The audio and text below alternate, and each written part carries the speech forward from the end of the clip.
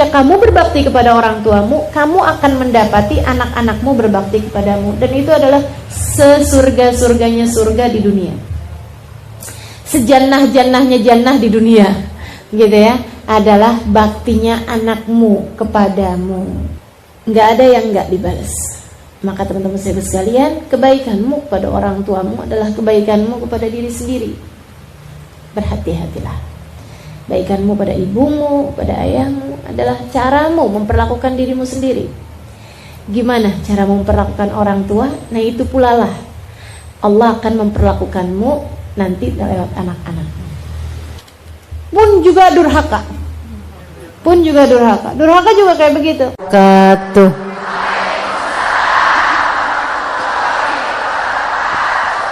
Alhamdulillah. Wassalatu wassalamu ala Rasulillah Muhammad ibn Abdillah wa ala alihi wa sahbihi wa man walah.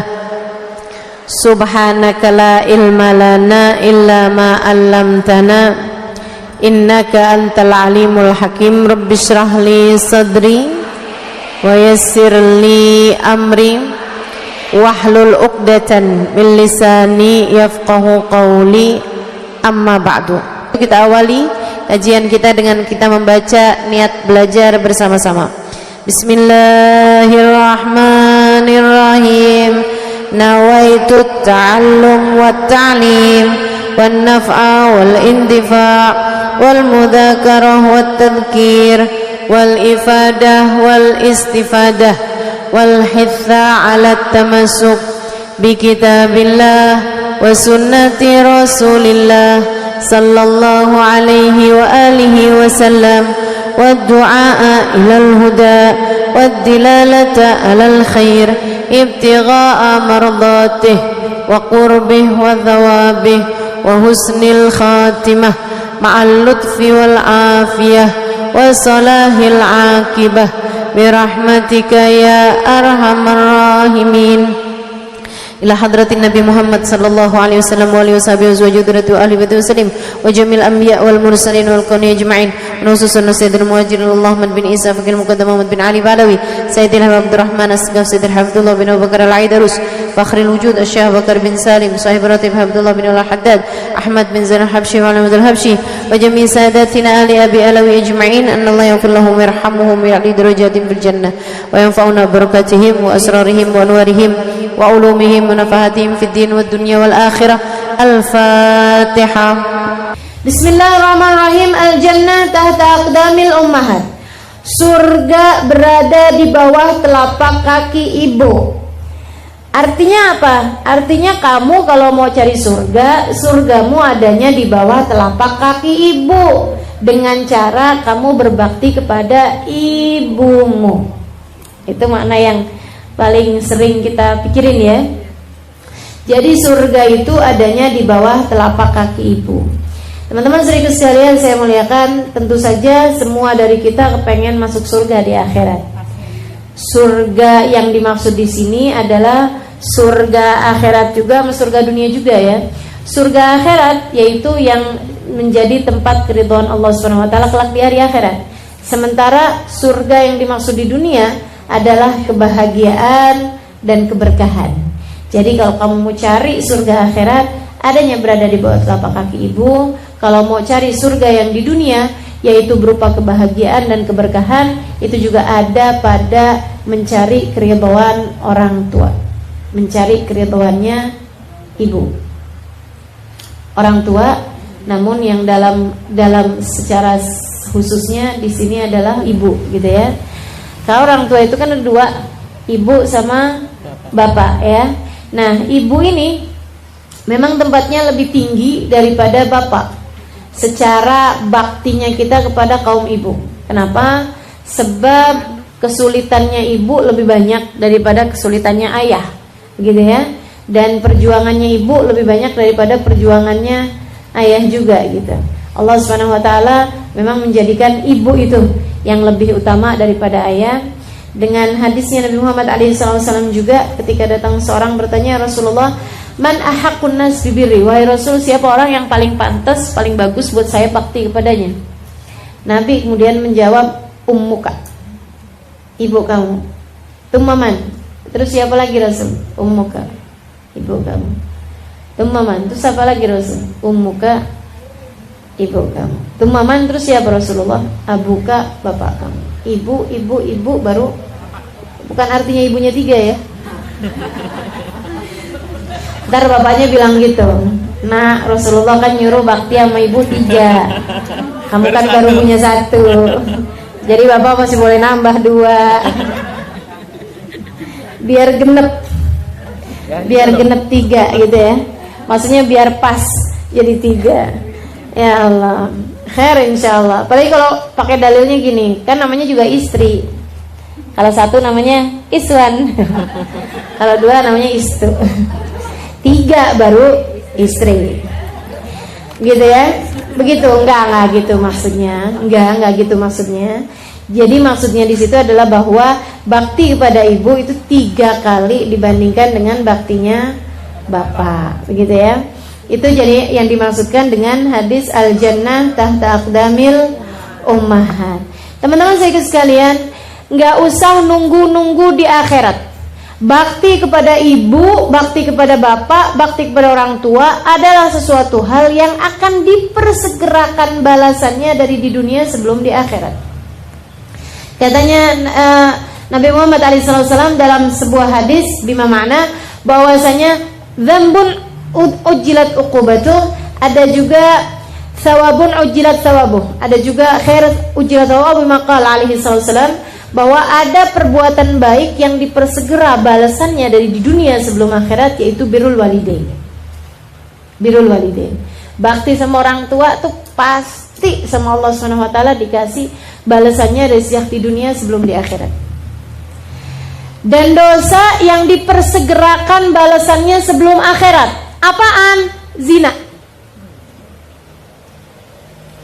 Jadi bakti kepada orang tua itu adalah perbuatan baik yang akan dipersegerakan balasannya dunia sebelum akhirat.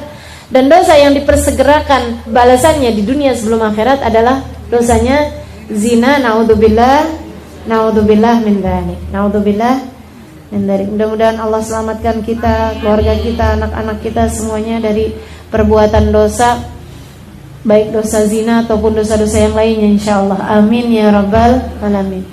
Jadi seperti itu ya, perbuatan baik yang dipersegerakan balasannya. Apaan aja berupa balasannya? Macam-macam. Salah satu balasannya, balasan dunianya nih ya, jannahnya dunia nih bagi anak yang berbakti sama orang tua. Yang pertama adalah dia akan mendapati anak-anaknya kelak berbakti padanya.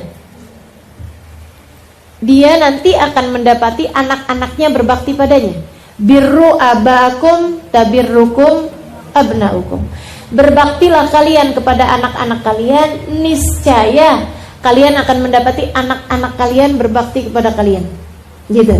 Itu salah satu dari jenis jannah yang Allah Subhanahu wa taala janjikan di dunia. Dan teman-teman saudaraku sekalian, coba ingat-ingatin. Jannah mana, kebahagiaan mana yang lebih senang daripada mendapati anak-anakmu berbakti padamu? Dunia ya. Kalau bicara kesenangan seorang ibu di dunia, apalagi yang lebih besar daripada mendapati anak-anak berbakti kepadanya. Saya belum jadi ibu, jadi saya belum tahu. Tapi saya lemparkan pertanyaan ini kepada para ibu. Ada nggak nih? Banyak ya.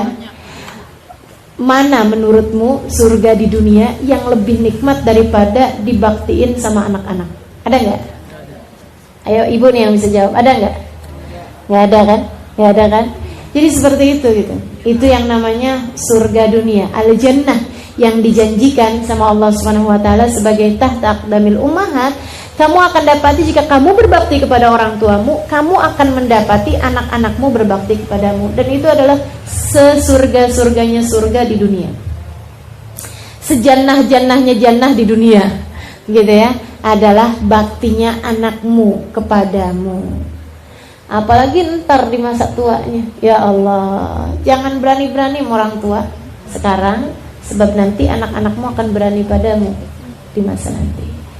Nggak ada yang hilang. Urusan sama orang tua nih nggak ada yang hilang, teman-teman.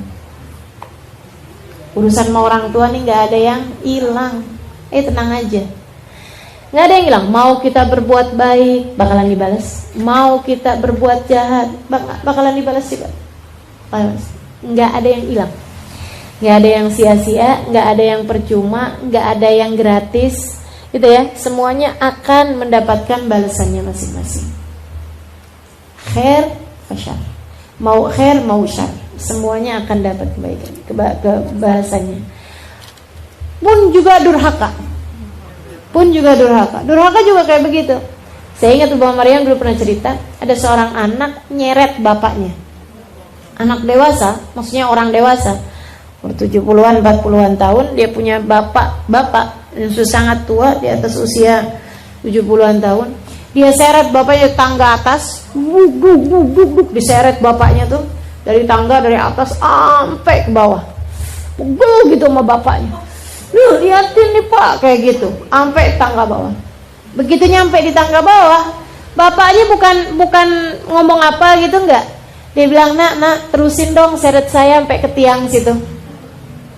Kenapa gitu? Tuh anaknya nih sambil marah nih. Dia bilang, karena saya ingat dulu pernah nyeret bapak saya dari atas itu ke tiang situ.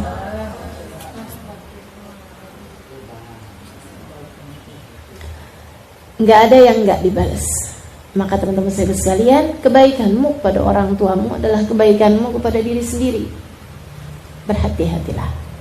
Kebaikanmu pada ibumu, pada ayahmu adalah caramu memperlakukan dirimu sendiri. Gimana cara memperlakukan orang tua? Nah itu pula lah Allah akan memperlakukanmu nanti lewat anak-anakmu. Birru aba'akum tabirrukum abna'ukum. Al-jannah tahta aqdamil ummahat. Surga letaknya di bawah telapak kaki ibu. Surga yang dijanjikan selain daripada itu tadi, baktinya anak-anakmu kepadamu. Selain daripada itu, surga yang lain adalah berupa keberkahan. Silahkan perhatikan. Selalu saja anak yang hidupnya paling bahagia di antara semua anak adalah yang paling bakti sama orang tuanya. Dalam sebuah keluarga gitu ya, kita bisa liatin nih, misalnya ada yang punya anak ketiga kayak, ada yang punya anaknya 5 kayak, ada yang punya anaknya 10 sekalipun begitu ya. Dari semua anak-anak tuh yang paling hidupnya berkah pasti yang paling bakti sama orang tua. Pasti yang paling bakti sama orang tua. Makanya sayang, hati-hati orang tua tuh. Bawa keberkahan buat diri kita, bawa berkah sekaligus bawa kualat ya. Bawa berkah sekaligus bawa kualat. Mesti yang bagus-bagusin kita memperlakukan orang tua kita, gitu ya. Jadi teman-teman serius sekalian yang saya muliakan, keberkahan itu akan didapat bagi anak yang bakti sama orang tuanya.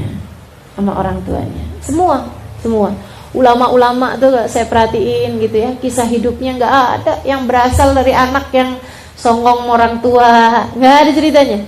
Teman-teman sekalian, kalau kemudian pertanyaannya gini, enggak kok saja ada tuh saja gitu kan, yang bakti orang tua siapa, tapi yang kaya siapa? Nah itu teman-teman sekalian, ini berkah bukan kaya.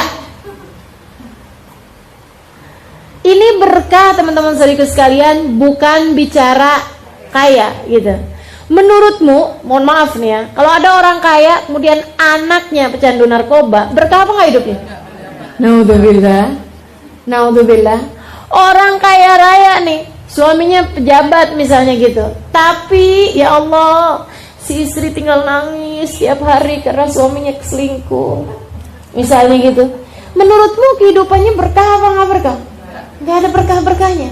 Istri yang nggak disayang sama suaminya, akhirnya kemudian hambur-hamburan duit gitu ya, tinggal jalan-jalan mulu, keluar negeri misalnya begitu, sambilan bawa duitnya deh, pokoknya apa aja buat cari kesenangan gitu, karena nggak seneng hidupnya, karena nggak berkah hidupnya.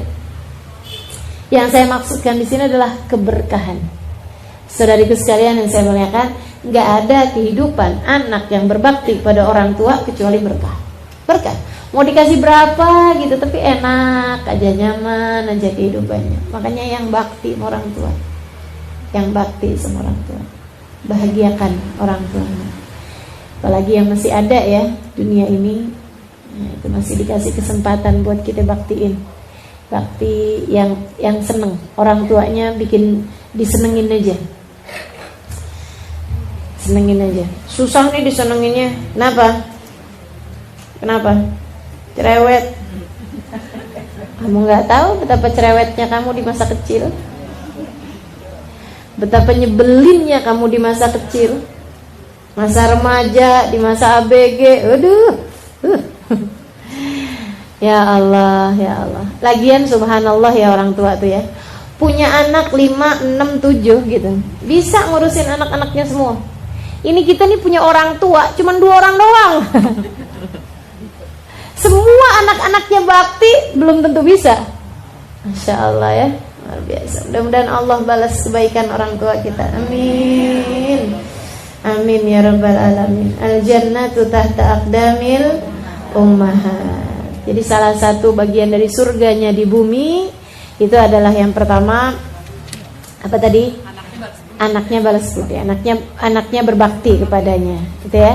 Kemudian yang keduanya adalah keberkahan dalam kehidupan. Yang ketiganya, teman-teman saudaraku sekalian yang saya muliakan, insya Allah seapa-apanya, walaupun biar kata dikasih miskin, tapi cukup aja, gitu. Jadi juga insya Allah akan dikasih kekayaan, sama Allah Subhanahu Wa Taala, zahiran wa batinan. Seapa-apanya itu bakalan cukup orang kalau bakti sama orang tuanya. Dia dikasih kebahagiaan hati, dikasih jalan petunjuk gitu. Dan seapa-apanya juga kalau orang tuanya tuh ridho, kemudian sering doain, doanya orang tua kepadamu itu setara, apalagi doanya ibu ya. Doanya ibu kepada anaknya, doanya orang tua kepada kita itu setara doanya Nabi terhadap umat. Makanya teman-teman saudara sekalian, saya tuh kadang-kadang gitu ya, kalau lagi apa-apa gitu, suka ngerasa, iya nih saya belajar kan banyak, makanya saya bisa ngajarin gitu. Saya begini, saya begitu. Kadang-kadang saya lupa gitu bahwa kadang-kadang nih masalahnya bukan ada pada diri kita, tapi masalahnya ada pada doanya orang tua. Kadang juga ngerasa gini, wih kegiatan banyak begini, tapi alhamdulillah ya dikasih sehat gitu. Kadang suka ngerasa yang iyalah saya kan gitu, ujub gitu ya. Padahal kalau diinget-ingetin, oh belum tentu. Ini bisa jadi juga karena doanya orang tua. Jangan lupa, kita nih seringkali dikasih kemudahan rezeki, dikasih kemudahan urusan, dikasih kesehatan badan. Jangan dikira karena apa yang kita lakukan, nggak ada teman-teman saudara sekalian. Seringkali disebabkan karena doa orang tuamu untukmu. Doa orang tua. Ya Allah, apalagi kalau kita punya orang tua yang soleh ya, yang pakai bangun malam, wah itu karunia yang luar biasa. Indahnya karunia yang luar biasa tuh. Kita masih tidur di tengah malam gitu ya, orang tua kita udah bangun, angkat tangannya, ya Allah, nitip-nitip anak ya Allah, luar biasa tuh.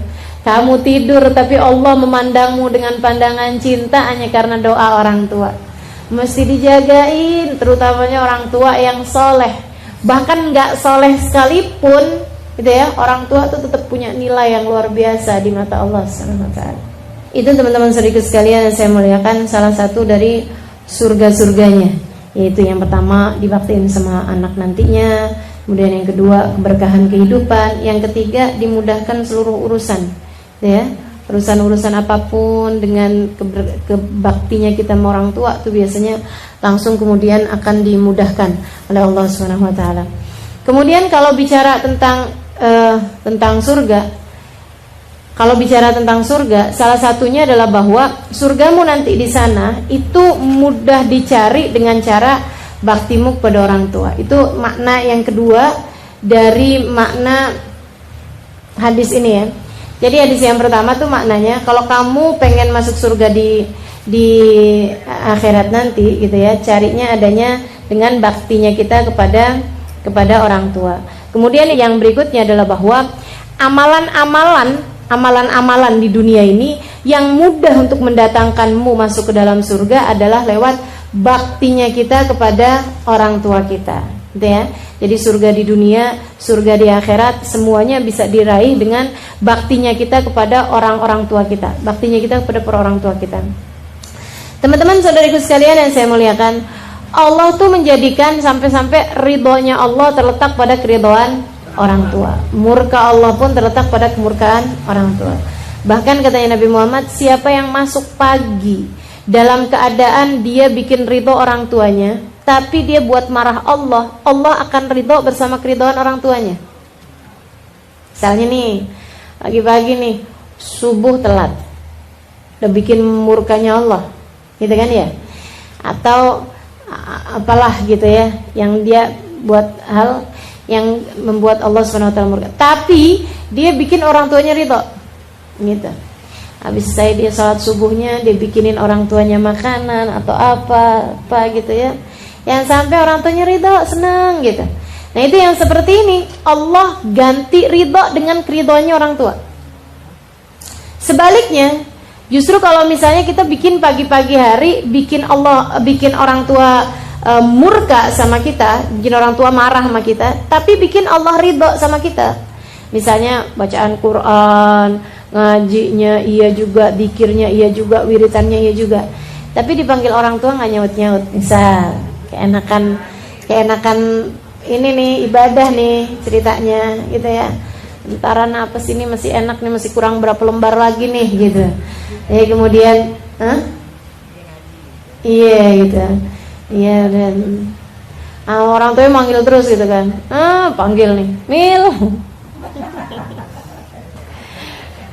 Akhirnya kemudian lama gak nyaut-nyaut, sampai orang tuh mana sih nih anak nih, akhirnya terus udah ditinggalin gitu. Iya mah, lagian mama nih orang juga masih ngomel.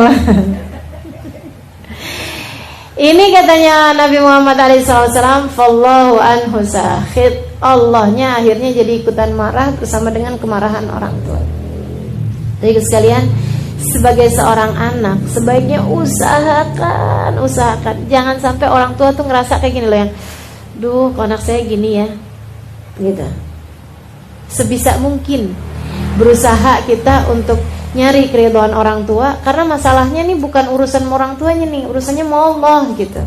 Jadi teman-teman sekalian, sebisa mungkin kita usahain untuk jangan sampai orang tua tuh jangan, apalagi sampai sedih, apalagi sampai nangis, apalagi sampai susah gitu ya hidupnya.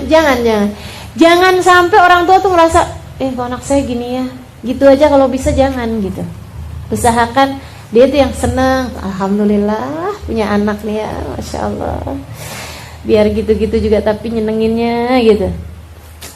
Jadi anak yang menyenangkan orang tua, jadi anak yang bisa bikin senang orang tua, bikin bangga, itu lain lagi, itu tingkatannya di atas itu ya. Kalau kita bisa bikin orang tua kita bangga gitu, tapi usahainnya sih ya nggak usah bangga juga. Yang penting nih orang tua jangan sampai sedih hatinya gara-gara kita, jangan sampai sedih hatinya karena perlakuan kita. Teman-teman sekalian, saya liatin nih orang-orang yang hidupnya masya Allah gitu ya, pastinya adalah anak-anak yang bakti sama orang tua. Habib Umar bin Hafid, ya Allah baktinya sama orang tua luar biasa. Itu kalau di depannya Ubabah Zahra gitu ya, senyumnya nggak pernah hilang ya, sambil ngeliatin ibunya tuh sambil senyumnya nggak pernah hilang. Iya Mi, sambil pegang-pegang kaki uminya gitu, pokoknya ibu tuh kayak jimatnya gitu. Habib Umar tuh ngelihat ibunya tuh kayak udah jimatnya yang luar biasa. Makanya nggak tahu tuh waktu Ubabah Zahra meninggal tuh kayak apa Habib Umar tuh, saya nggak bisa bayangin. Karena Habib Umar tuh sama Ubabah Zahra, masya Allah. Nggak ada ceritanya entar dipanggil sama Ubabah Zahra, walaupun lagi ketemu sama Presiden Yaman waktu itu sekalipun, panggil sama ibunya, langsung jalan. Lihat handphonenya ada panggilan dari ibunya, pamit. Presiden loh ini yang ditemuin, pamitan, lagi rapat padahal. Habis itu kemudian pulang nyampe ke rumahnya, iya Mi, kata uminya, temenin saya sholat Umar, saya mau sholat jamaah nggak ada temennya. Marhaba gitu aja ya. Kalau misalnya kayak gitu, ya ampun Mi, Umi nggak tahu Mi. Saya nih Mi lagi ketemu presiden, ngurusin urusan negara. Umi kayak gak ada orang aja.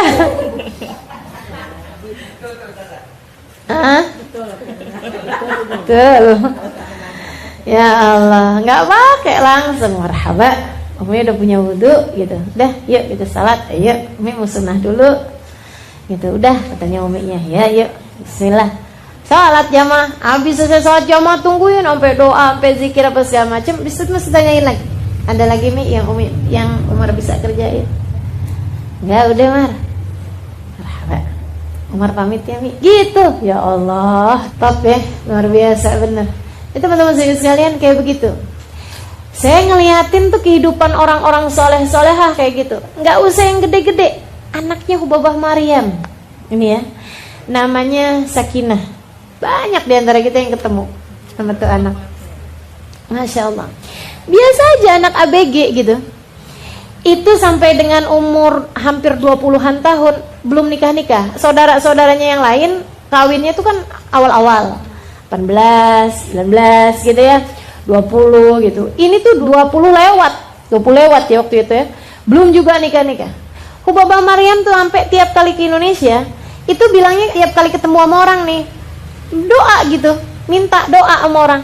Doain nih biar Sakinah cepet datang jodohnya.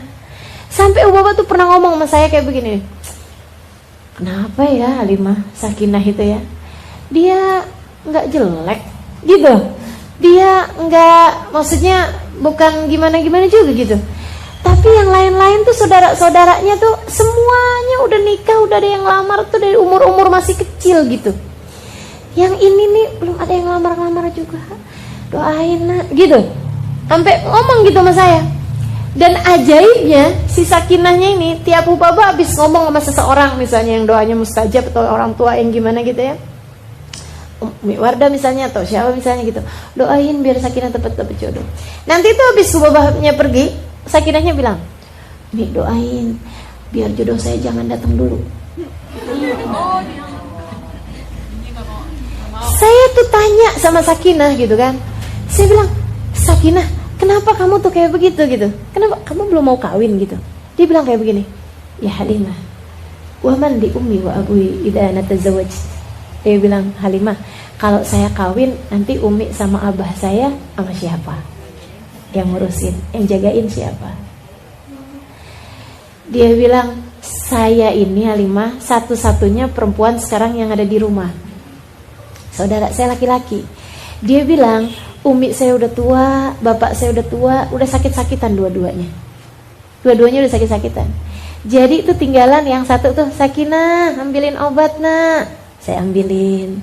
Sakinah, ya Allah Halimah, saya senang banget, girang banget, alhamdulillah Allah kasih kesempatan saya buat ngurusin dua orang tua saya. Di saat saudara saya semuanya udah pada sibuk sama suami-suaminya masing-masing. Alhamdulillah Allah kasih saya bakti buat orang tua. Jadi tolong doain saya, tolong doain saya.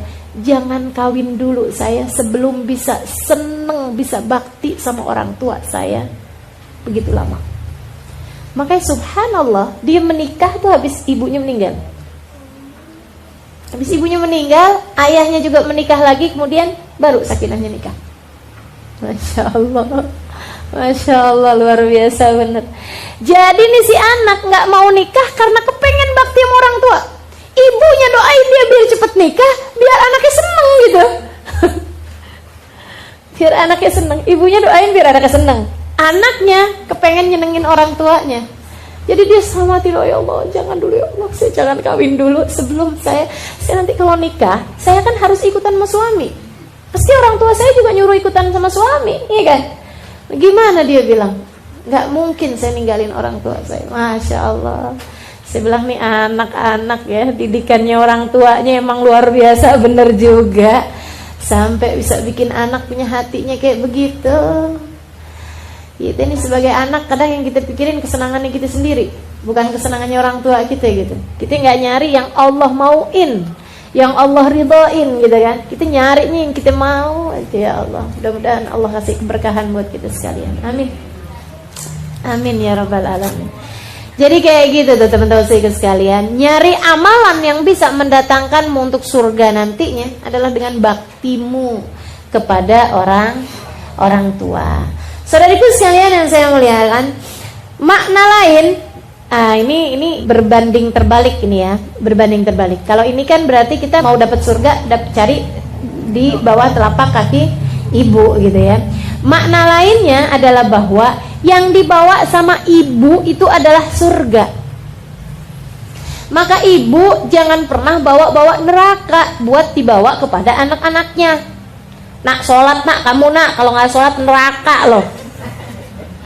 Gitu. Yang dibawa sama kalian tuh surga bukan neraka. Gitu ya. Jadi jangan sok bawa-bawa neraka dalam hal pendidikan kita kepada anak-anak kita.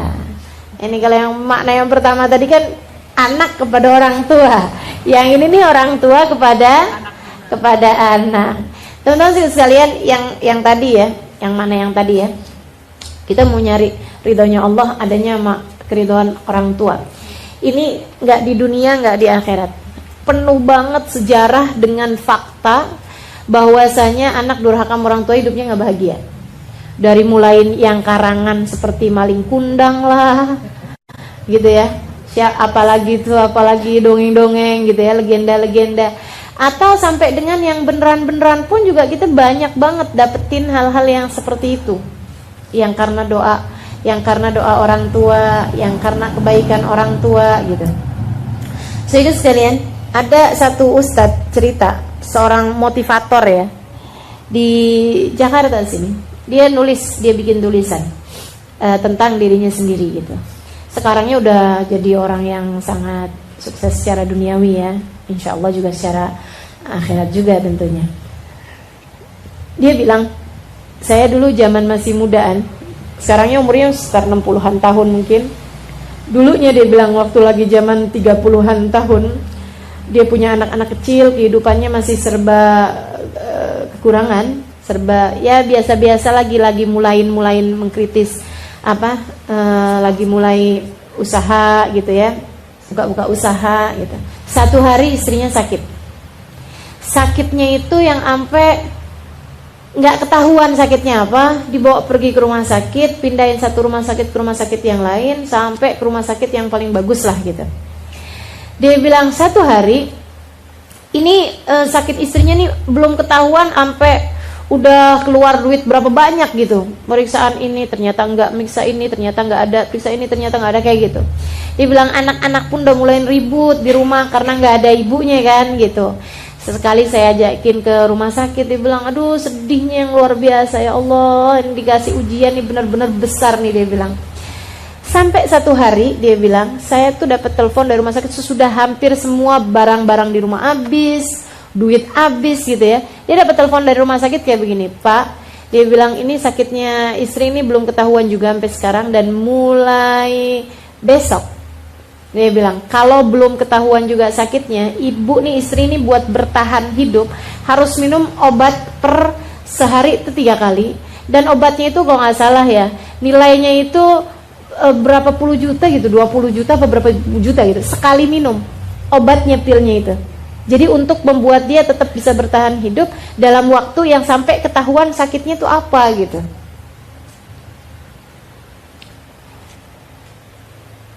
Itu dia bengong aja, ya ampun dari mana duitnya gitu. Dia tuh udah yang setengah mati nyari nafkah gitu ya, untuk kemudian dokter tuh kayak gampang aja ngomong kayak begitu gitu. Dia bilang ya Allah gimana sih ini.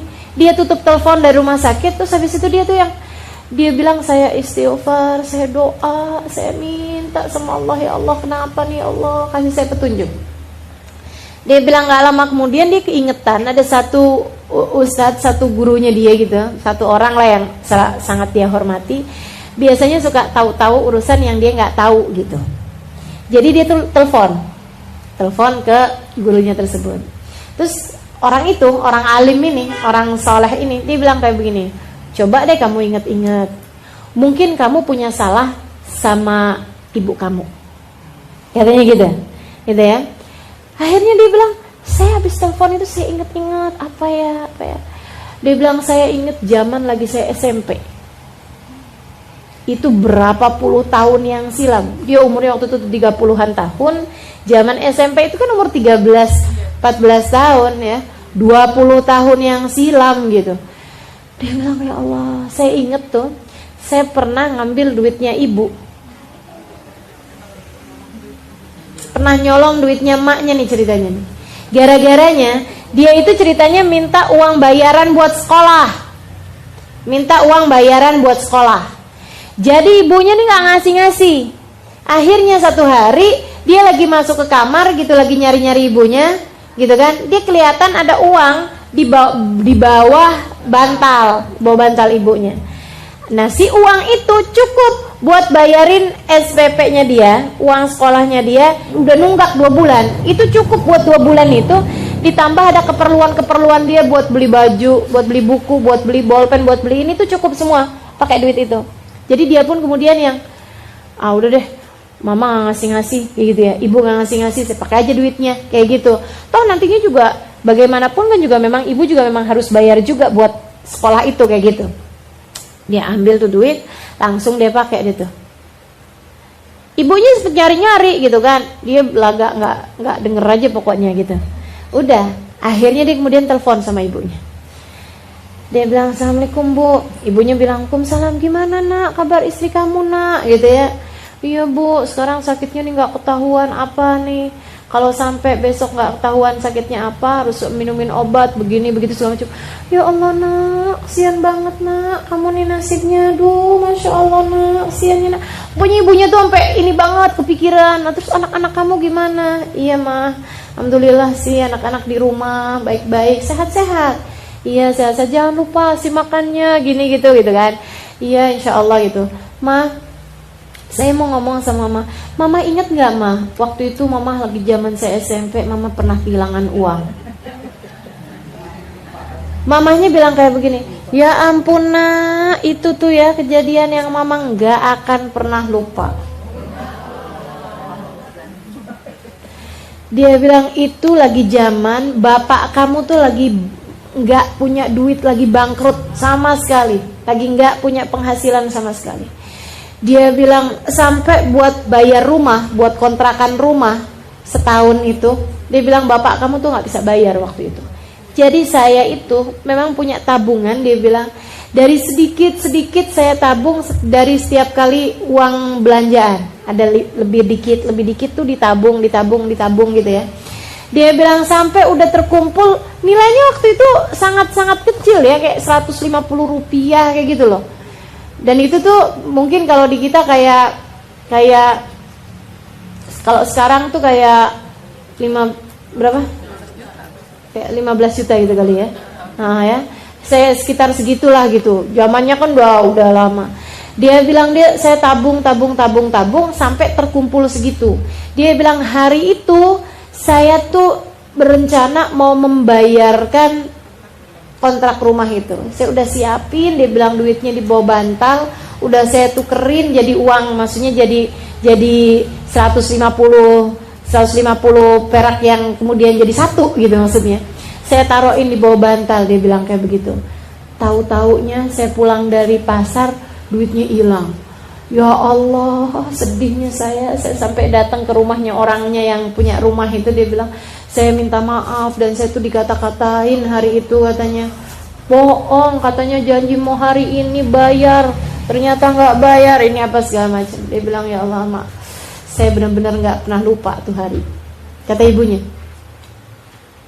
saya tuh sampai doa-doa, nak ya Allah tuh orang biarin tahu gitu rasanya. Dia nggak tahu kalau itu anaknya. Terus akhirnya anaknya nangis. Terus dia bilang ya ampun ma, ya ampun bu, maafin saya, dulu yang ngambil duit itu tuh saya. Kamu. Ya Allah, mama nggak tahu, ibu nggak tahu kalau itu tuh kamu yang ngambil. Waduh, udah deh. Ya Allah nak, maafin saya ya bu ya, maafin waktu itu buat bayaran sekolah gini gitu cerita. Akhirnya terus dia bilang, iya nak, ibu maafin ya Allah, saya maafin ya Allah, anak saya ya Allah, saya maafin anak saya. Udah, sampai udah enak, udah ibunya benar-benar maafin, tutup telepon. Begitu telepon ditutup, baru dia belum beranjak dari situ, teleponnya bunyi dari rumah sakit. Dia bilang, alhamdulillah penyakit istrimu sudah sembuh. Sudah ketahuan sakitnya apa. dan udah langsung akan kita tanganin. Dia bilang insya Allah besok udah mulai bisa, maksudnya udah mulai bisa, tinggal inian aja lah gitu, tinggal proses penyembuhan aja kayak gitu. Masya Allah, tuh orang tua tuh ngeramatin sekaligus ngualatin. Bagaimana kabarmu dengan orang tuamu? Bagaimana kabar hati-hati mereka? Adakah sudah tidak ada sama sekali di dalam hati mereka rasa yang gak enak terhadap dirimu?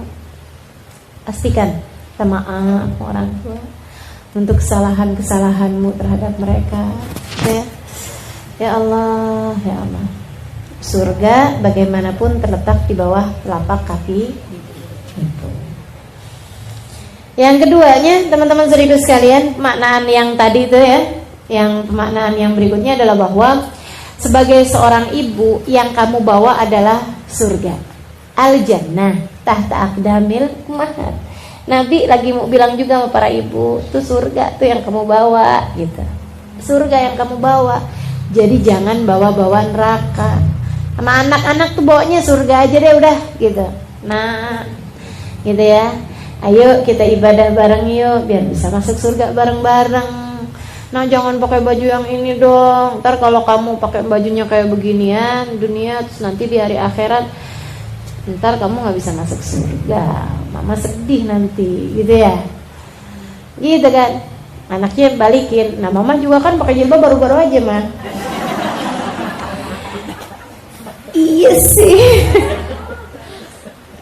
Kalau mama kan dulu masa jahiliyah, nah sekarang kan mama udah tahu. Jadi kan kita biar bisa bareng-barengan nih menuju surga. Kamu juga kalau ngelihat mama salah-salah, kamu tegur. Kan kita pengen masuk surga barengan, gitu ya. Jadi yang dibawa sama orang tua itu seharusnya adalah surga, bukan sebaliknya. Seharusnya adalah surga. Jadi sebagai pembawa surga, seharusnya kamu menebarkan kasih sayang. Jangan kemudian anak berasanya kalau depan mamanya kayak panas mulu gitu. Ini sebenarnya mamanya bawa surga apa bawa neraka nih? Seharusnya anak tuh kalau deket mamanya adem, karena yang dibawa sama mamanya adalah surga. Surga mana yang panas? Gak ada surga yang panas. Yang panas adalah neraka. Jadi kalau bawaan suami deket kita panas, anak deket kita panas, ini perlu dipertanyakan nih, ini pembawa surganya mana nih? Katanya perempuan itu kan bawa surga, di dunia bawa surga bagi suaminya gitu ya. Dunia mata, khair mata'iha al-mar'atu salihah. Seindah-indah surga di bumi adalah istri yang salehah, katanya Nabi Muhammad SAW. Orang tuh kalau di surga pantasnya adem gitu. Jadi kalau kemudian suaminya berasaan nggak betah mulu sama kita gitu ya, jadi pikiran gitu. Jadi pemikiran kita seharusnya nih, saya kayaknya belum bener nih jadi pembawa surga bagi suami. Anak-anak juga kayak begitu. Kalau dikit-dikit tinggal ketemu mamanya tinggal kayak orang pelengosan mulu gitu ya. Kayaknya cuma papasan doang gitu. Hai ma. Kayak bawaan gak pengen aja deket sama mamanya gitu. Ini kayaknya harus ada yang ditanyakan juga gitu ya. Selain daripada anaknya juga memang harus bertanya, apa nih yang bikin saya gak betah depan mama gitu ya. Jangan-jangan nih saya naudzubillah, kan ibu kan surga gitu, kok saya gak betah sama surga nih?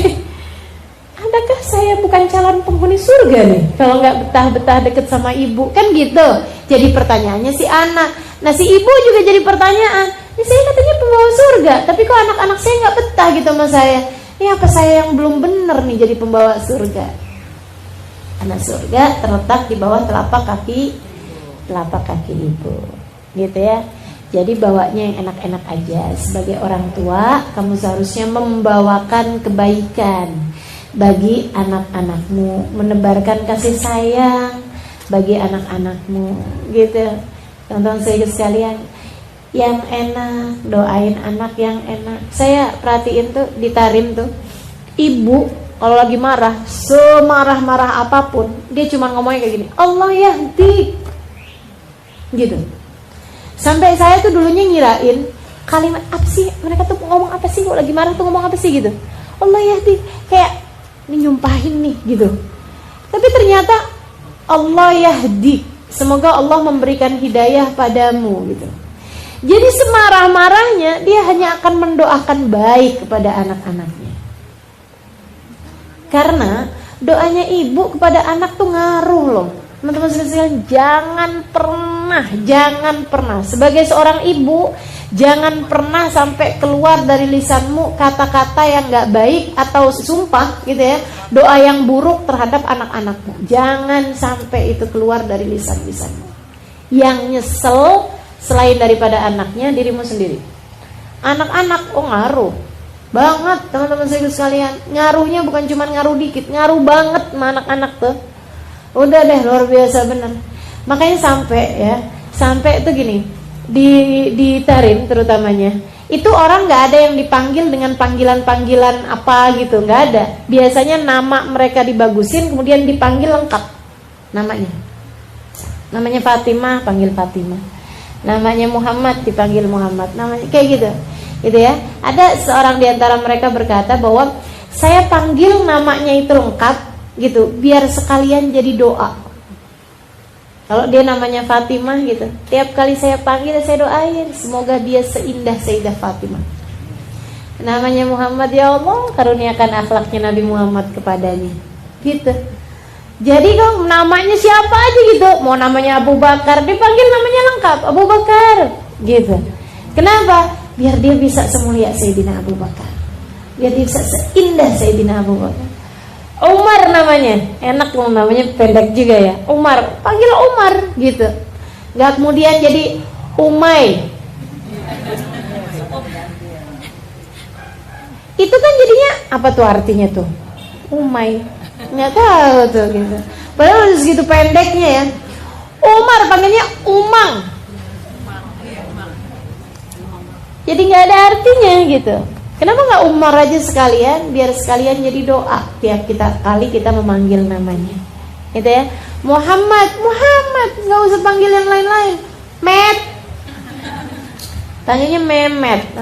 Itu jadi apa itu? Gitu. Jadi kalau mau tuh sekalian gitu, sekalian yang bagus-bagus, begitu kan ya. Jadi teman-teman sekalian saya muliakan, anaknya namanya siapa saya? Kamila, panggil yang sempurna. Kamila, biar dia bisa menjadi anak yang sempurna, gitu kan?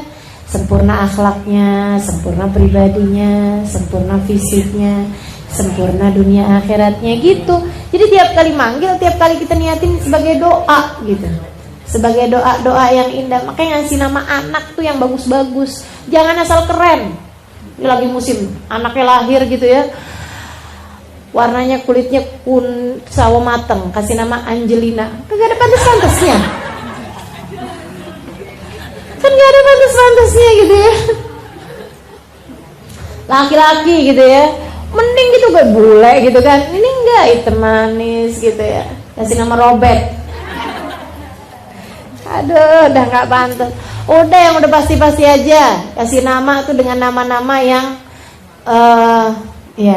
nama yang sekaligus jadi doa bagi anak-anak kita. Gitu. Halimah. Ceritanya biar jadi anak yang bijaksana, gitu ya.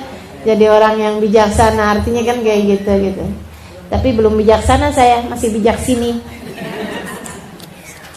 Al-jannah tahta aqdamil ummahat. Surga berada di bawah telapak kaki ibu. Jadi maknanya adalah bahwa kalau kamu kepengen cari surga, gitu ya, kamu harus cari lewat baktimu kepada orang tua, dan bahwa surgamu itu terletak pada orang tua gitu. Makanya yang sering-sering komunikasi sama orang tua gitu ya. Ini kadang-kadang nih, apalagi yang hidupnya di rantau nih, kayak saya nih sama orang tua jauh gitu. Kadang suka kesibukan bikin kita jadi bukan lupa sih, ya itu kurang komunikasi sama orang tua. Mesti diingetin, disiapkan lah gitu ya waktu secara khusus untuk telepon. Alhamdulillahnya sebagian orang tua tuh sebagian itu orang tua tuh suka yang merekanya yang telepon. Nah itu alhamdulillah lebih mudah ya. Kalau enggak gitu kan, ya Allah, sampai kayak saling kayak jauh-jauhan gitu kan, jadinya nggak bagus gitu ya. Kita mau orang tua kalau kemudian menjadi jauh-jauhan. Al-jannah tahta aqdamil ummahat. Surga terletak di bawah telapak kaki ibu. Cari surgamu berada di bawah telapakan kaki mereka. Saudara sekalian, kemudian yang kedua yang dibawa sama orang tua itu adalah surga. Maka tebarkanlah kasih sayang kepada anak-anakmu, sebab Nabi Muhammad berkata bahwa yang kau bawa adalah surganya, dan bahwa surga itu didapat adalah dengan cara bakti kita kepada orang tua kita. Terus kaitannya sama akdam, sama kaki itu kenapa? Ya maksudnya sesuatu itu kan kalau ada di bawah tuh lewat jalan bakti itu tadi gitu. Jadi dengan kita merendah, teman-teman saudari sekalian. Kenapa kok bahasanya akdam? Kenapa kok enggak surga berada di atas kepala ibu kita?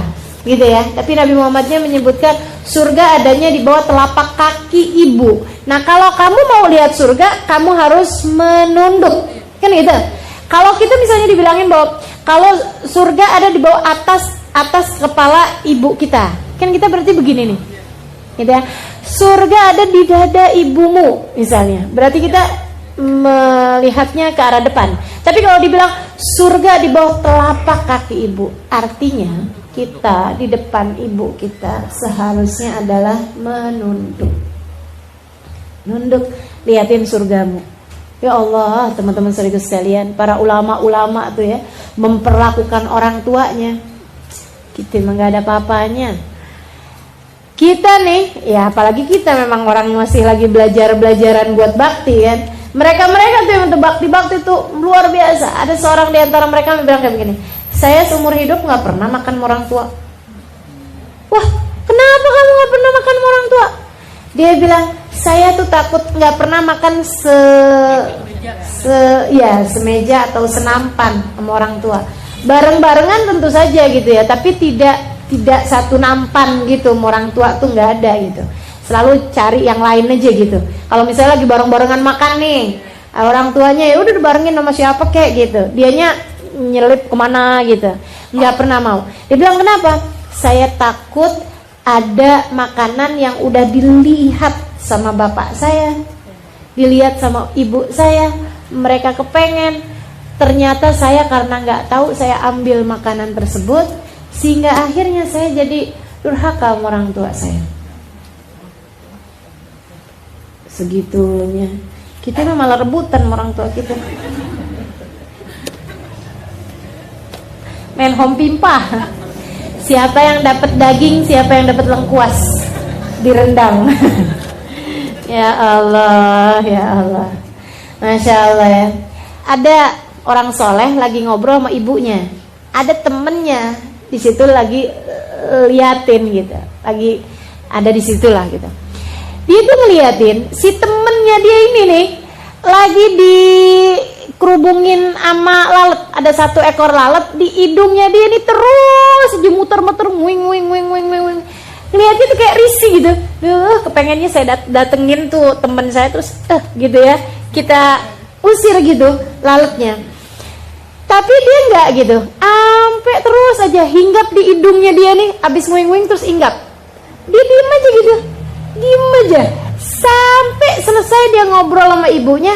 Baru kemudian dia berdiri dan di arah yang lain dia gitu. Dia usir lalatnya. Dia nyamperin temennya, terus dia bilang, "Duh, saya risih ngeliatin kamu tuh. Kenapa? Lalat di hidung kamu gak usir-usir." Kan saya lagi ngomong sama orang tua, sama ibu. Emang kenapa? Ya mendingan di hidung saya lah. Kalau saya usir ntar dia datang ke hidungnya ibu saya. Sampai segitunya. Dia bilang daripada dia datang ke hidung ibu saya, mendingan dia ngerubungin sama hidung saya aja. Keren-keren ya para kekasih-kekasih Allah SWT dengan baktinya mereka kepada orang tua mereka. Benar-benar dihormatin, diiniin gitu. Ya Allah, ya Allah. Pokoknya yang namanya bakti sama orang tua nggak akan pernah kemana-mana. Semuanya akan dibales dari dunia sebelum kelak di hari akhirat nanti. Mudah-mudahan nih ilmu, nih hadis bukan cuma kita hafal dari zaman kita kecil ya, udah hafalnya ya. Tapi hari ini mudah-mudahan Allah SWT turunkan ijabah, menjadikan kita anak-anak yang berbakti kepada orang tua, sekaligus juga menjadikan kita ibu-ibu yang selalu dapat membawakan surga bagi anak-anaknya. Temanya pada pagi hari ini mencintai diri sendiri dalam Islam. Ya, versinya Islam, versi Allah SWT, versi Nabi Muhammad alaihissalam. Menurut Allah, menurut Rasulnya, menurut Islam tuh mencintai diri sendiri itu kayak apa sih? Teman-teman sekalian, nih zaman-zaman sekarang nih ibu-ibu nih, orang-orang suka bilangin self love gitu ya, cinta diri gitu. Jadi kita baru bisa mencintai orang lain kalau kita udah cinta sama diri sendiri gitu. Apakah memang sebaiknya orang itu mencintai diri sendiri? Betul, cintai. Silahkan cintai dirimu sendiri. Dan juga memang Islam juga memerintahkan orang untuk cinta sama dirinya sendiri. Makanya haram bunuh diri. Masa diri sendiri dibunuh gitu kan ya? Gak boleh tuh teman-teman saya sekalian gitu. Karena memang Islam memerintahkan kita untuk mencintai diri kita sendiri. Bahkan Islam tuh gak bolehin kita untuk menyerah ketika ada seseorang yang mau merampas diri kita, yang mau berbuat jahat sama diri kita. Gak boleh gitu kan. Gak boleh. Kalau ada orang yang mau melukai kita atau apa, kita harus berontak gitu kan. Itu bagian dari kita mencintai diri kita sendiri gitu. Bahkan kalau misalnya nih ada seorang istri yang KDRT dari suaminya, dipukulin, tendang gitu kan ya. Itu teman-teman saya sekalian, dalam Islam itu istri tersebut itu harus berontak, harus cari keselamatan. Jangan sampai biarin. Jangan sampai ya udah gue mah sabar aja, biarin aja dah. Gak boleh tuh. Kenapa? Sebab bagian dari cinta kepada diri sendiri itu adalah kita tidak diperkenankan membiarkan ketika diri kita berada dalam keadaan yang tidak nyaman. Gak boleh diri jadi samsak tinjunya suami, itu gak boleh bu. Ustazah sabar kan, saya berusaha buat jadi istri yang sabar. Bu, itu namanya bukan sabar, namanya maaf bodoh. Emang sabar sama bodoh bu kadang-kadang bedanya tipis ya bu ya. Ibu gak boleh jadi orang bodoh, jadi orang sabar iya gitu. Jadi gak boleh kalau misalnya ada orang itu istri tiap hari jadi samsak tinju tuh, keluar rumah matanya bengep, pipinya merah bekas tamparan gitu kan ya. Badannya juga ntar sakit-sakitan gara-gara dijahatin sama siapapun, apalagi sama suaminya. Harus meminta perlindungan. Balik pada keluargamu, balik pada orang tuamu. Udah gak punya orang tua ustazah, balik sama kakak, balik sama tetangga kalau perlu. Kalau perlu laporkan polisi, Polda aja udah gitu ya, Komnas HAM. Itu bagian dari cinta kepada diri sendiri. Akan tapi seperti apa sih sebenarnya Islam itu ngaturin kita cinta sama diri sendiri tuh mesti yang kayak gimana? Yuk kita pelajarin pada siang hari ini, pagi hari ini. Teman-teman sekalian yang saya muliakan, Allah tuh ngasih sama diri kita nih, manusia nih ada 3 unsur ya bu ya. Ada badan, ada akal, sama hati. Ketiganya harus kamu sayangi.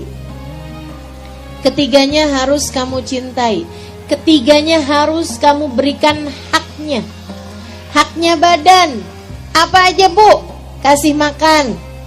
Jadi kalau ada orang nih gara-gara suaminya buka cabang, akhirnya dia gak mau makan, akhirnya dia gak mau minum, akhirnya dia gak bisa tidur, akhirnya dia ampe gitu sehari 2 hari. Nah itu namanya gak cinta sama diri sendiri. Ibu-ibu serius sekalian yang saya muliakan, badan kamu perlu makan. Islam tidak menyarankan orang untuk tidak memberikan haknya. Nabi pernah sangat marah terhadap kawannya Abdullah ibn Rawahah. Jadi Nabi itu waktu awal hijrah ke Madinah, Nabi ada mempersaudarakan orang Mekah sama orang Madinah. Ada seseorang dipersaudarakan sama Abdullah ibn Rawahah. Satu waktu Abdullah ibn Rawahah lagi ke rumahnya temennya ini ya Bu ya, di Madinah. Dia ngelihat istrinya temennya itu Bu, kagak ada auranya di wajahnya, nggak ada cerianya. Istri temennya tuh mukanya kelihatan lungsut, kelihatan kusut, kelihatan suram lah pokoknya gitu ya, kelihatan suram gitu. Pakai daster udah nggak jelas warnanya, mukanya juga nggak ada kelihatan air mukanya gitu, kayak aduh udah nggak keurusan banget gitu. Akhirnya dia nanya sama istri temennya itu, kamu kok kayak gitu amat sih? Padahal kan kamu punya suami, kamu punya anak gitu. Dia bilang, lah saya mah punya suami juga kayak nggak punya suami. Maksud kamu gimana? Suami saya kalau malam ibadah, sholat, kalau siang puasa. Saya sih nggak bisa deketin suami saya. Kalau malam sholat mulu, kalau siang puasa mulu, nggak bisa dideketin dua-duanya. Oh gitu. Tiap hari puasa. Tiap malam tahajud nggak pakai berhenti. Ibadah malamnya nggak pakai berhenti, ibadah siang pakai berhenti. Abdullah bin Rawahah mengadukan ini kepada Nabi Muhammad. Rasul, apakah itu yang benar gitu? Abdullah bin Rawahah mau tahu gitu. Kata Nabi, oh gitu, panggilin dia. Panggil. Sama Nabi ditanyain dulu, ini namanya tabayun ya Bu. Kita tuh kalau dengar kabar cari kejelasannya dulu, bener apa enggak. Jadi tanyain sama Nabi, asum tadahran, apakah kamu puasa sepanjang tahun? Dia bilang, iya Rasul. Bangga Bu, saya puasa tiap hari Rasul. Kecuali lebaran sama hari tasyrik doang saya gak puasa. Selebihnya dalam setahun semuanya hari saya puasain. Agumta lain, apakah kamu kalau malam tuh kamu bangun tiwalas sana sepanjang malam, gak pakai tidur sepanjang malam tiwalal lail? Dia bilang, bala ya Rasulullah. Iya Rasul, pakai tidur saya Rasul. Tidurnya ntar pagi aja tuh Rasul sebentaran. Kamu punya istri? Ada Rasul. Punya anak? Ada Rasul. Kata Nabi Muhammad, innama ana atqakum, sesungguhnya aku adalah orang paling bertakwa di antara kalian. Ibadah itu kan Bu, nyari kedekatan sama Allah. Ibadah itu kita tuh kalau orang bertakwa, kalau orang ibadah itu namanya orang takwa. Kan gitu ya? Orang yang mendekat sama Allah tuh orang yang bertakwa. Innama ana atqakum, kata Nabi, saya ini orang paling takwa di antara kalian. Artinya Nabi orang paling tahu dong jalan menuju Allah. Betul nggak? Nabi paling paham jalan menuju Allah. Walakinni asumu aftur, akan tetapi saya puasa juga, ada hari yang saya nggak puasa. Walakinni agum wa anam, dan kalau malam saya juga ada bangunnya juga, ada tidurnya juga. Inna li jasadika alaika haq, kamu harus tahu, maksud Nabi nih gini, kalau kamu mau beribadah kepada Allah, mau nyari pahala di sisi Allah, mau nyari deket sama Allah, ikuti cara saya. Saya nih puasa juga, Senin Kemis kan Nabi puasa, tapi Selasa Nabi nggak puasa, Rebo Nabi nggak puasa, Jumat, Sabtu, Minggu Nabi nggak puasa, malah banyakan nggak puasanya daripada puasanya. Terus kalau malam Nabi Muhammad juga bangun tahajud, tapi Nabi juga ada tidur Bu. Nabi tuh habis Isya bentaran dikit tidur, tapi bangun lebih awal. Jam 11, jam 12 Nabi udah bangun Bu. Terus tuh sampai subuh. sholat, ibadah, tapi ada tidurnya Nabi Muhammad. Dan kalau siang nih Nabi nih jam-jam segini nih Nabi tidur nih jam 11 sampai ke ya setengah 12 sampai ke jam 12 gitu. Belum ya, bentar lagi nih. Makanya saya nggak heran kalau ada ibu-ibu ketiduran pas waktu pengajian jam-jam 11 mau ngerjain sunnah. Saya nggak berani negurnya, ya nggak. Orang mau ngerjain sunnah masa dilarang. Teman-teman sih sekalian saya muliakan, kata Nabi Muhammad begitu tuh. Walakinni aqumu wa anam. Tapi kalau malam saya juga ada tidurnya juga, ada bangunnya juga. Siang juga Nabi Muhammad punya qailulah, tidur siang sebentar. Tidur siang sebentar itu namanya qailulah. Dari kata-kata qalil artinya sebentar. Nah, kalau kamu tidur siang dari jam 1 bangun jam 4 namanya bukan qailulah, Bu. Namanya kusairah. Namanya tidur banyak gitu ya. Namanya naum katsir. Teman-teman sih sekalian, jadi nih kata Nabi Muhammad nggak gitu caranya. Jalanin hidup nggak gitu caranya. Nabi kemudian bilang, "Inna li jasadika 'alaika hak." Badan kamu itu ada haknya. Buat kamu kasih makan, buat kamu rawat, buat kamu bagusin tuh badan, jaga badan. Inna li zaujatika 'alaika hak. Sesungguhnya istri kamu punya hak terhadapmu. Inna li auladika 'alaika hak. Sesungguhnya anak-anakmu punya hak buat kamu sayangi, buat kamu tegurin, buat kamu pelukin, buat kamu kasih, buat kamu dengarkan. Ada hak dari orang-orang di sekeliling kamu. Kamu jangan pikir di akhirat tuh hisab tuh urusannya cuman yang seberapa banyak kamu sholat, seberapa banyak kamu puasa. Enggak gitu.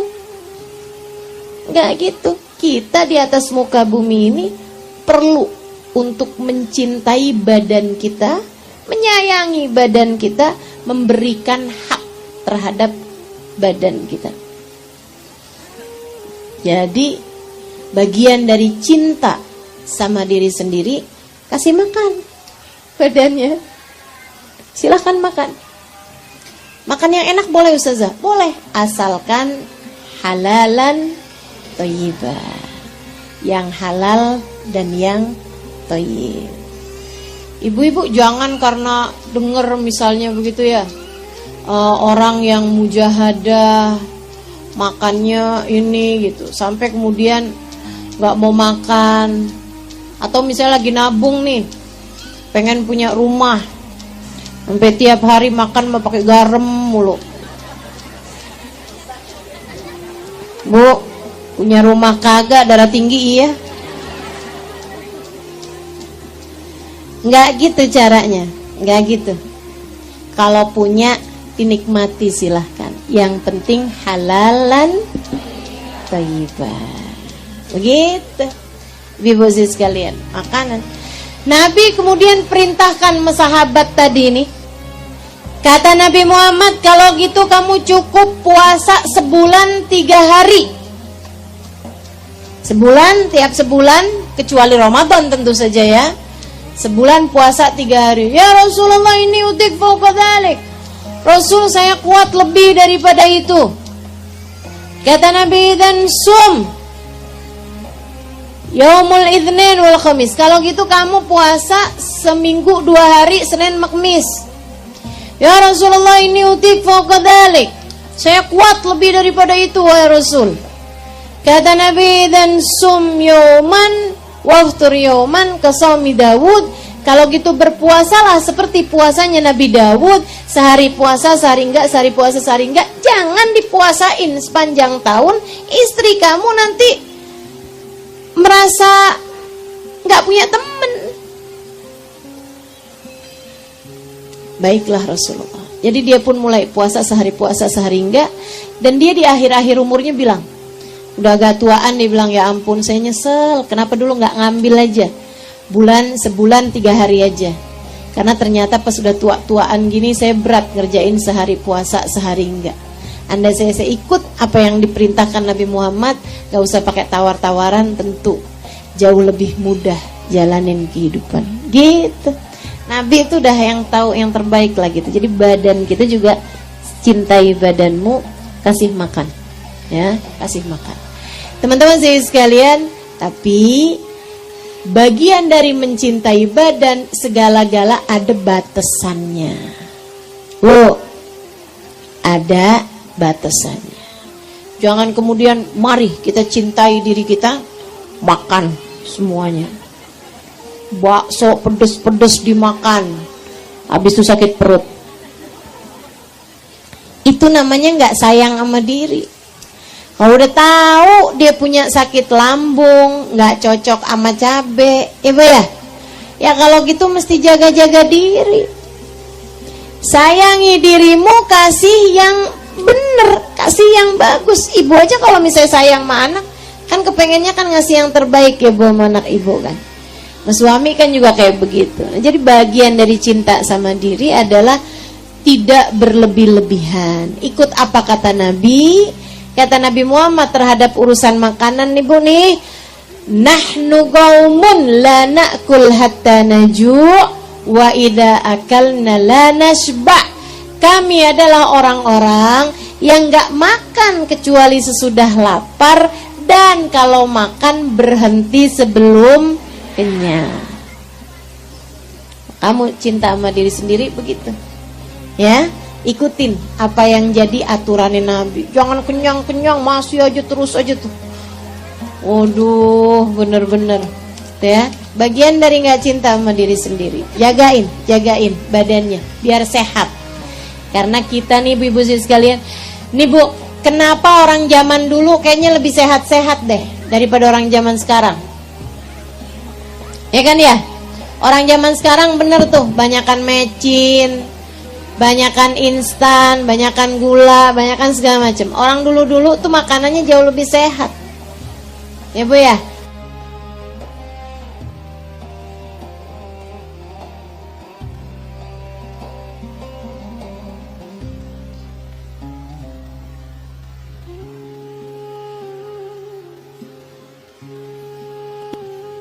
Khusus sekalian, badan juga jauh lebih sehat.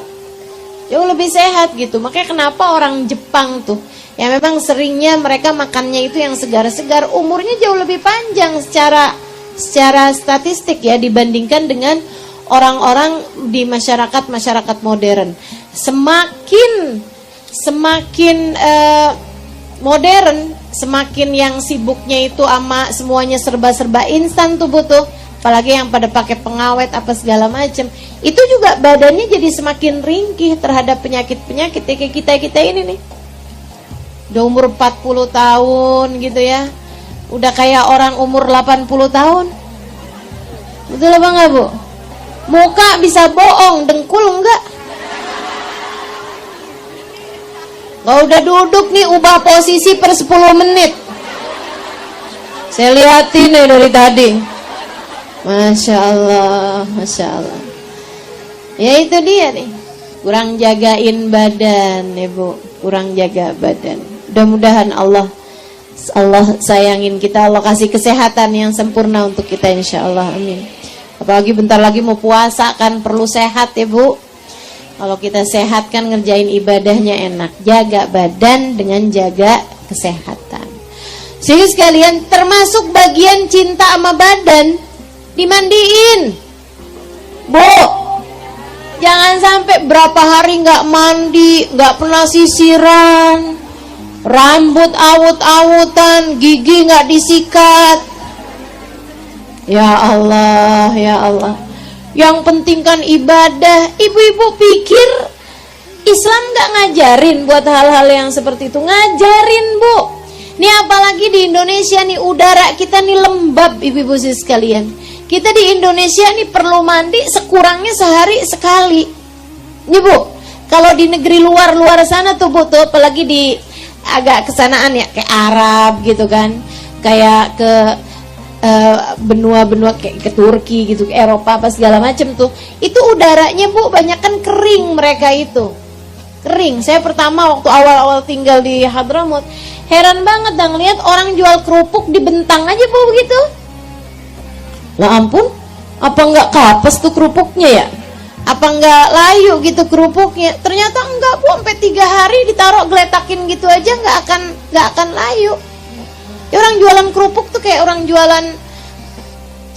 jualan sayur gitu, ditaruh begitu aja di bawah, nggak ditoplesin gitu. Kita kan kalau kayak begitu tinggal 2 jam 3 jam udah lempem kan. Itu nggak di sana. Kenapa? Udaranya nggak mengandung air. Udaranya nggak ngandung air. Jadi ini panas tapi nggak keringetan. Panas tapi nggak keringetan karena nggak lembab. Artinya orang kalau nggak mandi nggak bau, Bu. Karena ternyata yang bikin bau itu adalah keringat, ibu-ibu saudariku sekalian. Segitunya aja di negeri Arab tuh, ibu-ibu saudariku sekalian. Saya tinggal lama di sana. Nggak jadi TKW ya, Bu ya, maaf. Belajar dan ngajar di sana gitu. Hampir 5 tahun saya tinggal di sana. Bu, kalau lagi musim dingin itu bisa sampai 7-8 derajat Celcius. Dingin banget kalau lagi dingin. Kalau lagi panas bisa 55 derajat Celcius. Panas kalau lagi panas, dingin kalau lagi dingin, Masya Allah. Tapi tuh sama panas sama dingin ya, badan tetap aja nggak keringetan. Nggak keringetan, sampai kangen gitu punya keringet. Nggak keringetan. Ibu-ibu sih sekalian saya muliakan. Nah itu tuh orang tuh kalau nggak mandi misalnya sampai 2 minggu 3 minggu aja nggak bau, Bu, karena emang nggak keringetan. Cuman yang nggak betah aja, ya kan? Segitunya Nabi Muhammad bilang, liyamur sab'ata alyam falyattaqillah falyamus sada ahadikumul ma. Kata Nabi Muhammad, berlalu 7 hari kamu mesti takwa sama Allah, badan kamu mesti kamu guyur pakai air. Seminggu orang Arab nggak keringetan. Kalau orang Indonesia, Bu, kalau Nabi ini ngomongnya sama orang Indonesia, sehari sekali mesti mandi dah. Karena kita punya badan keringetan ya, Bu ya. Dan kita ini bukan orang-orang mulia, bukan Nabi Muhammad. Nabi Muhammad tuh, Bu, kalau keringetan bau misik. Ibu bau karbit.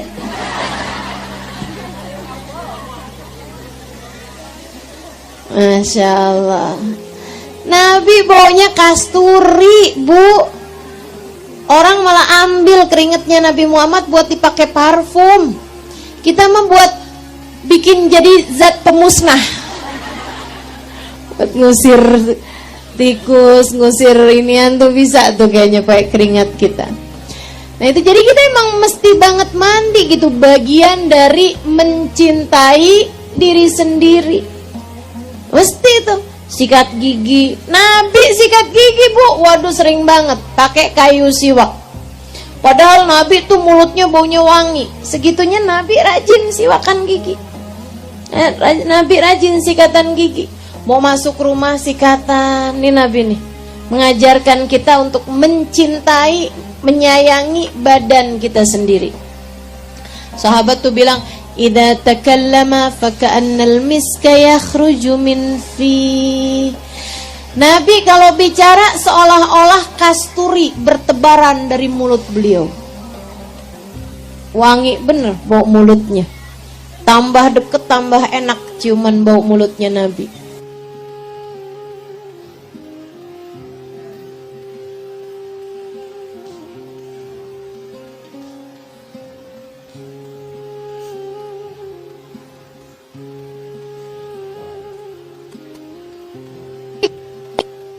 Ustazah, ya Allah, ya Allah, mau enggak nengok, enggak akhlak, ya kan? Mau nengok, ya Allah, mesti nahan nafas gitu.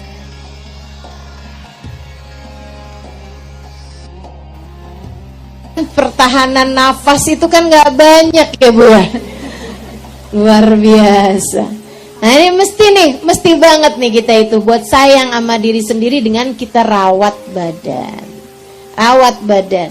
Cinta sama diri sendiri, pakailah baju yang bagus. Gitu. Bu, ada orang-orang nih punya baju bagus-bagus nih, yang dipakai daster udah robek itu mulu. Kayaknya ada nih orang-orang ini. Ustazah enak, ustazah adem. Adem yang make, Bu, gerah yang lihat. Adem, Bu, buat kamu yang make, suami kamu ngelihatnya gerah. Masya Allah, saya ingat banget dah. Saya punya guru Hubabah Maryam bintul Habib Muhammad bin Abdullah Al-Haddar. Ini ibu-ibu sekalian, Masya Allah, beliau tinggal di Madinah. Orangnya sangat rahmat hatinya, sangat takwa hidupnya. Salah satu dari wanita-wanita solehah, salah satu dari orang yang paling berpengaruh dalam kehidupan saya, salah satu dari orang-orang berpengaruh dalam kehidupan saya, mengubah mindset saya dalam banyak hal. Ibu-ibu sekalian, beliau tuh kalau mau ketemu orang, beliau dandan, beliau pakai lipstik, beliau pakai celak gitu. Saya awal-awal pulang dari Hadramut dulu, itu saya kalau ngajar nggak pernah dandan saya. Ya udah gitu aja. Saya pakai lipstik nggak pernah gitu waktu itu. Waktu pakai lipstik itu pas acara nikahan aja, habis itu udah gitu kan. Nggak pernah juga pakai lipstik gitu. Habis gitu datanglah Hubabah Maryam dari Madinah. Saya diminta untuk jadi translator beliau, jadi penterjemah beliau. Karena beliau nggak bisa bahasa Indonesia, orang Indonesia nggak bisa bahasa Arab. Biasanya orang Indonesia tuh tahu bahasa Arab tuh cuman 3. Ana, ente, fulus. Jadi tuh Baba minta saya terjemahin. Saya kawankan beliau tuh dakwah gitu ya. Beliau tuh setiap kali beliau kalau di luar itu pakai cadar. Kayak saya ya, kayak beberapa orang juga kan kalau di luar pakai cadar. Tapi kalau udah ketemu sama perempuan nih buka cadarnya kayak sekarang nih. Biar kenapa? Biar kita saling tatap, ada sirrun nadrah, ada keindahan dari saling bertatap muka, gitu kan? Jangan mau pakai cadar di hadapan, terutama di hadapan guru-guru kita. Kamu nggak dapat nadrah dari gurunya. Gurunya juga nggak lihat siapa dia nih, mukanya kayak gimana gitu. Sayang, saya nggak pernah mau pakai cadar di hadapan guru-guru saya. Ngapain? Enak dong saya diliatin. Siapa tahu ntar di akhirat dikenalin kan, disyafaatin. Gitu. Teman-teman sekalian, beliau itu ngajarin saya liatin beliau tiap kali mau turun majelis tuh, beliau benahin bedaknya, beliau rapiin jilbabnya, beliau pakai lipstik, pakai celak gitu kan. Terus saya tanyain gitu, kenapa gitu Hubabah? Kata Hubabah gini, Halimah, ilmu itu berat. Ilmu itu berat, nah. Jangan kamu tambahin beratnya orang nerima ilmu dengan ngelihat muka kamu yang kelihatan kayak sakit, kelihatan kayak nggak menyenangkan dilihat gitu. Kayak karena kalau misalnya nggak berhias, nggak ini itu kan, jangan-jangan ustadzah sakit nih. Ustadzahnya kayaknya kesian banget nih. Ustadzahnya kayaknya lagi kepikiran urusan rumah tangga nih.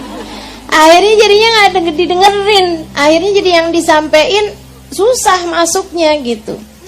Makanya sampai-sampai kata Hubabah, kan Imam Syafi'i bilang mentabrihu zadaqluh. Siapa yang wangi dirinya maka akan tambah kecerdasannya. Itu bagian dari kita mencintai diri sendiri, Bu. Berwangi-wangi, bercantik-cantik, berhias-hias selagi pada tempatnya.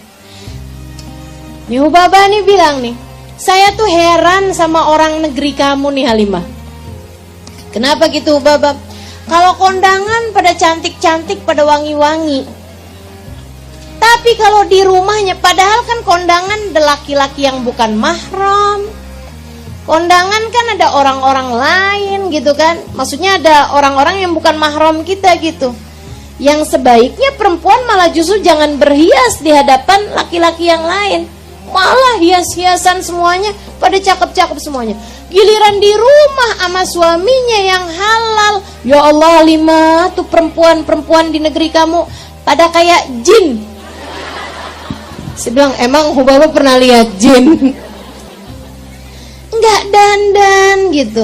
Tuh ada tuh perempuan-perempuan tuh kayak begitu. Kalau di luar cantik-cantik, giliran di rumah Bu, suami ketemu sama dia berasa kayak dalam adegan film horor. Buka pintu mau masuk istrinya, rambutnya nggak disisir, Pas lampu mati buka pintu, wah, kaget suaminya.